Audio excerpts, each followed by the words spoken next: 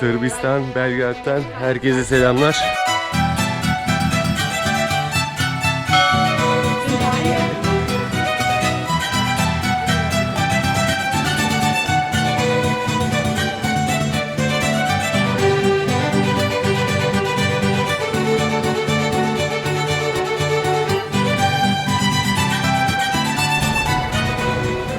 Kanalımıza abone olun lütfen. Sırbistan'da soğuk bir hava bizi karşıladı. Burada eşimin arkadaşlarına misafir olduk. Hava 2 derece civarı, hafif kar yağıştı. Size bu videomda kışın Sırbistan'a geldiğinizde ne yapabilirsiniz, ne yapmamalısınız gibi tavsiyelerde bulunacağım. Gördüklerimi size aktaracağım. Ve bugün ilk işimiz turist vergisi ödemek. Karadağ'da olduğu gibi Karadağ'da da ilk işimiz turist vergisi ödemekti. Taş Meydan'a doğru yolculuğumuz başladı. İlk durağımız Taş Meydan olacakmış. Bizi misafir eden insanlarla Taş Meydan'a yolculuğumuz başladı. Belgrad Klası uygulamasını indirdik. Çünkü burada otobüsler uygulamayla çalışıyor. Bu uygulamaya para yüklüyorsunuz. Günlük 1 euro ve bu uygulamayı limitsiz bugün kullanabileceğiz. İlk durağımız döviz bürosu oldu. Döviz bürosunda euro değiştirdik. 50 euro verdim. 5800 Sırp dinarı geri verdi. 1 Sırp dinarı yaklaşık 31 TL'ye tekamül ediyor burada. Karadağ euro kullanıyor fakat Sırbistan kendi paralarını kullanmaya devam ediyor. Sırp dinarı şöyle göstereyim. Kısaca elimdeki para 1750 TL civarı. Sırp dinarının üstünde Nikola Tesla var. Otobüse bindik. Herhangi bir yere okutmuyoruz uygulamamızı. Herhangi bir yere kartı göstermiyoruz. Sadece biniyoruz. 1, 2, 3, 4, 5, 6, 7, 8, 9, 10, 20, 30. Arkadaşlar karşıda heykeli bulunan adam buraya Latin alfabesini getirmiş. Şu anda şehir merkezine gelmiş bulunmaktayız. Now go to Taş Meydan. Taş Meydan. Taş Meydan diye geçiyormuş ismi. Türkçe hala telaffuz ediliyor. Taş Meydan.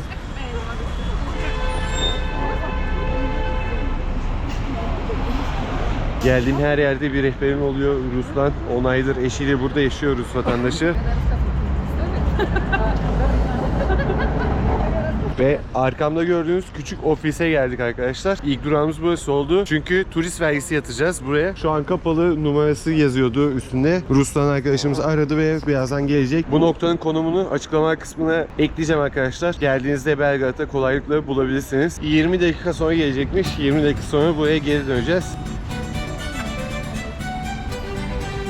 Yılın ilk karı dün yağmış buraya. Şansımızda böyle güzel bir atmosfer var.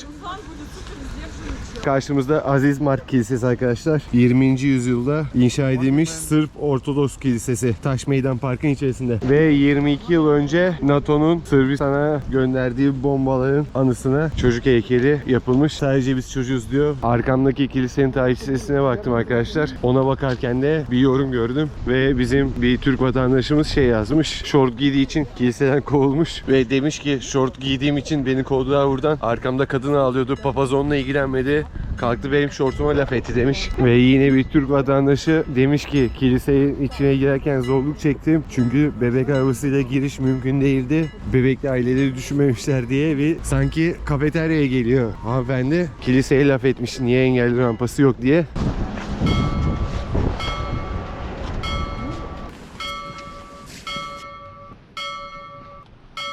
Kiliseye giriş ücretsiz, içeride fotoğraf, video çekmek serbest. Rus Ortodoks Kilisesi. Ofis açılmış, bunu beklerken bir kilise ziyareti gerçekleştirdik ve şimdi vergimizi ödeyeceğiz. Ve turist vergimizi verdik. 12 euro kişi başı bir ödeme yaptık. Şöyle bir belge verdiler. Bir ay geçerli. Biz 3 gün kalacağız ama ne yazık ki 3 günlük bir vergi yokmuş. Bir aylık minimum ödeme alınıyor. Tabi bu belgeyi ne yapıyoruz? Pasaportumuzun arasına koyuyoruz. Çünkü çıkışta bunu sorma ihtimalleri varmış. Это что такое тут? Belgrad küçük yer galiba. Ruslan arkadaşlarını gördü burada. Kilisenin hemen yanında bir kafeye geldik. Bir kahve molası vereceğiz. Biraz ısınacağız. Yolculuğumuza öyle devam edeceğiz.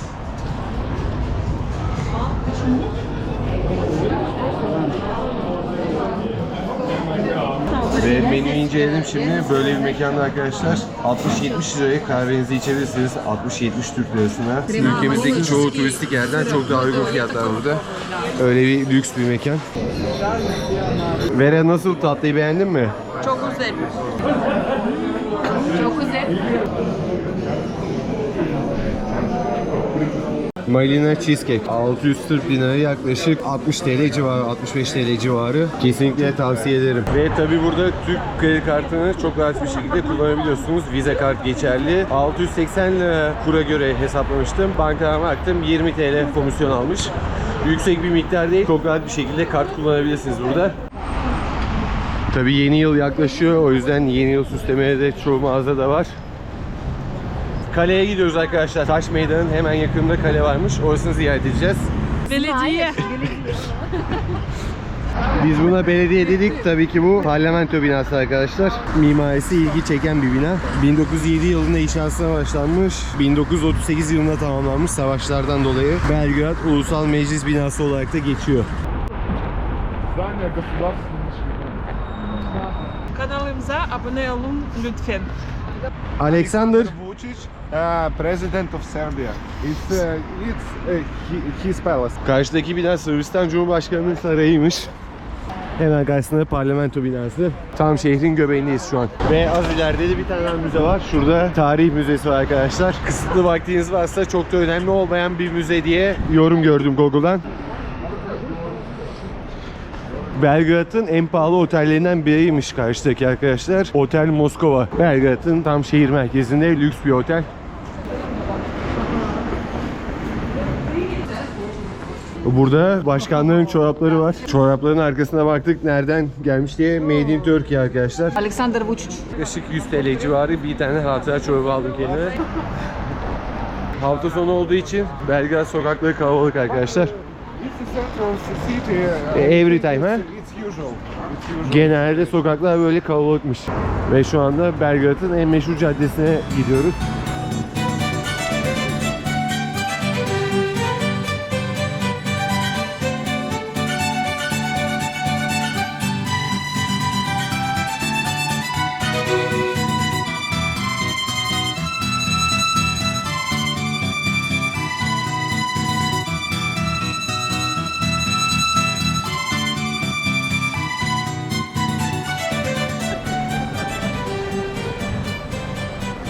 Ve karşındaki binada Balkanlardaki soykırım sadece Sırplara yapılmıştır yazıyor binada.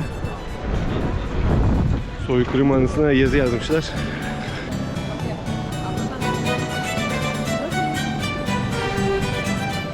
Bir tramvay eksik. Aslında şu evi ortaya tramvay yapılırsa İstiklal'den farksız oluyor. Tabi bina yapıları biraz daha modern burada. Çünkü savaş sırasında birçok bina yok olmuş.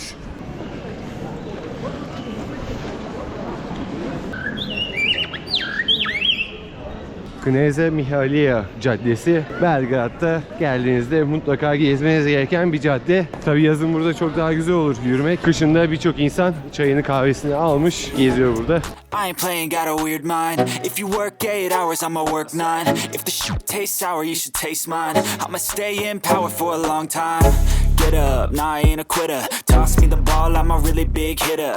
Big picture, I'm a straight killer. Rising the song to the highest bidder. Got juice, got gas, I'ma move fast. New shoes, new tracks, like who's that? I'm new, come back better than last. Ve gururumuz LC2 arkadaşlar. Burada kocaman bir mağaza açmış. Karadağ'da da birçok mağazası vardı. Şurada da birçok ünlülerin tabloları var satışta. Tabii Tesla her yerde. Escobar var. Belgrad'ın en ünlü caddesini baştan aşağı size gösteriyorum. Muhtemelen burada yeni yıl tatili de mükemmel olur. Çünkü yeni yıl hazırlıkları başlamış. Büyük bir kutlama yapılacağından hiç şüphem yok burada. Cadde ismini Sırbistan Prensi 3. Mihailo'dan almış. 1870 sonrasında da bu cadde birçok binayı barındırmaya başlamış arkadaşlar. Caddenin bir ucu Terezice Meydanı'na, diğer ucu da Kalemegdan tarafına açılıyormuş. Kalemegdan tarafına yürüyüşümüz devam ediyor. Caddeyi bitirdik.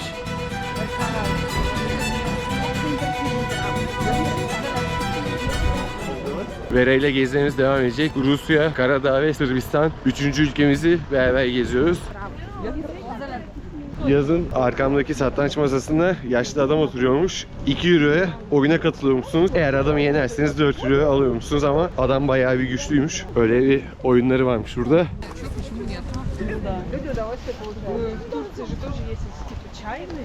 They play. Ve burada tabi az önce bahsettiğim yaşlı adam da burada.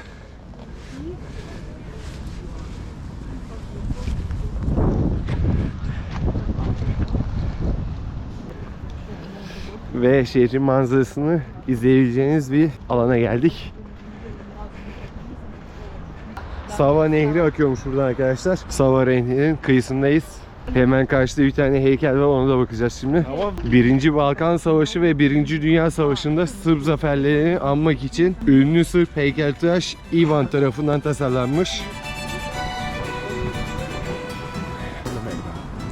Ve Belgrad Kalesi meşhur.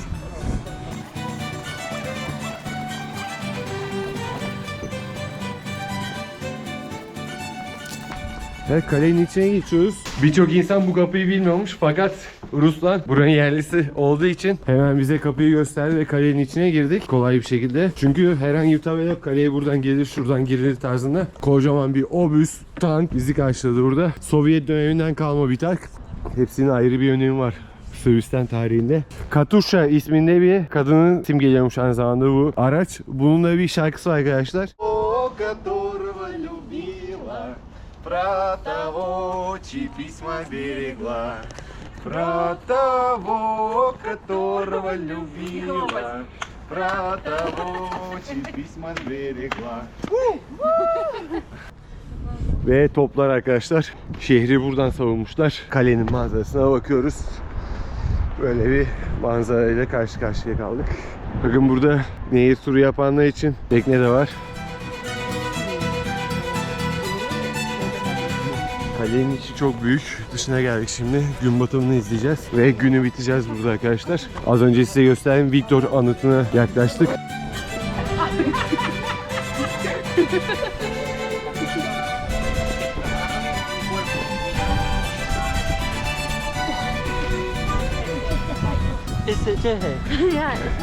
Ve bulunduğumuz yerin en yüksek noktasına geldik. Karşıda Viktor heykeli, solda kale. Şehrin tepesindeyiz arkadaşlar. Gün batımındayız. Tam karşımızdaki Tuna Nehri şuradan kolları ayırıyor ve Sava Nehri olarak devam ediyor. Almanya, Avusturya, Slovakya, Macaristan, Hırvatistan, Yugoslavya, Bulgaristan, Romanya, Moldova ve Ukrayna olmak üzere 10 ülkenin topraklarına akıyor bu Tuna Nehri arkadaşlar. Tuna Nehri'nin kolları da bizim ülkemize geliyor Tunca ve Meriç olarak. Ve heykelin arkası Osmanlı'nın başkenti İstanbul'a dönükken ön tarafı ise Viyana'ya bakıyormuş arkadaşlar. Tabii ki heykel hakkında birçok söylenti var fakat sonuç olarak Sırpların kazandığı zaferi simgeliyor bu heykel. Az önce dediğim gibi şimdi de yemek yemeye gidiyoruz. Günü batırdık. Sırbistan'ın, Belgrad'ın en meşhur yerleri burası arkadaşlar. En turistik yerleri zaten kalabalıktan belli oluyor. Ve tabii kaleye girişin birçok kapısı mevcut. Biz az önce kimsenin kullanmadığı bir kapıdan geldik ve kalenin tamamını gezdik sayılır.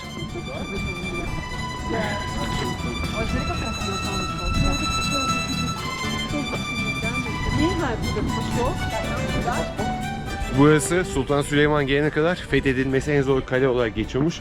Fakat Sultan Süleyman bu kaleyi fethetmiş zamanında. İstanbul kapısı da varmış. Bir kapı İstanbul kapısı olarak geçiyormuş. Osmanlı da kullanmış bu kaleyi. Tarihte yeri çok yüksek bu kalenin.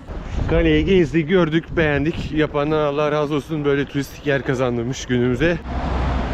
Ve kaleden çıktıktan sonra 5 dakika ileride Akaretler Caddesi'ne geldik. Desem doğrudur. Bildiğimiz Akaretler Caddesi İstanbul'daki.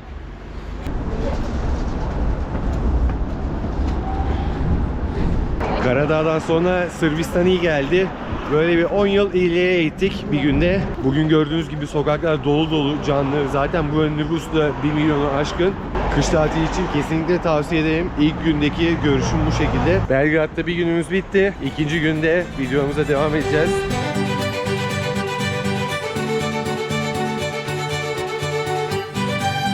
Podgorica otogarından herkese selamlar. Montenegro gezimiz bitti. Karadağ'dan Sırbistan'a geçiş yapıyoruz. Biletimizi Kanuni Koç firmasından aldık. Online aldık. Kişi başı yaklaşık 950 TL bir ödeme yaptık bilete. Aldığımız online bileti şurada sağda vezneler var.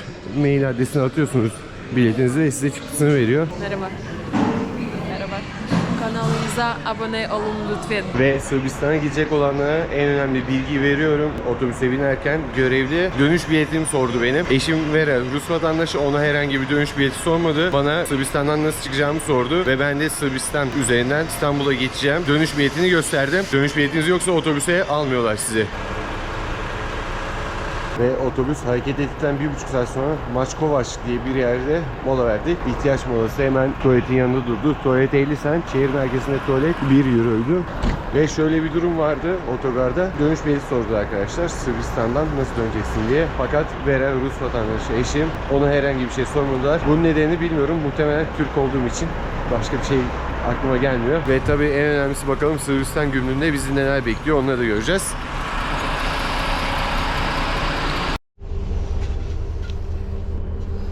Merhaba. Ve şu kadar insandan sadece benim dönüş biletimi sordu. Türk olduğum için. Nereye gidiyorsun dedi. Kaç gün kalacaksın dedi. Dönüş biletini göster dedi. Vizesiz gezdiğimiz ülkelerde bile Türk olmak hiç kolay değil. 1,5 saatin sonunda otobüs terminalinde otobüs bizi indirdi. Şimdi uygulamadan taksi bakacağız. Uygulamanın ismi Yandex.Go. Ve bu uygulamayı Rusya'da da kullanıyormuş. Burada da geçerliymiş bu uygulama. Taksi geliyor 4 dakika sonra. Abone olmayı unutmayın. Videomu beğendiyseniz de beğen butonuna tıklayın lütfen.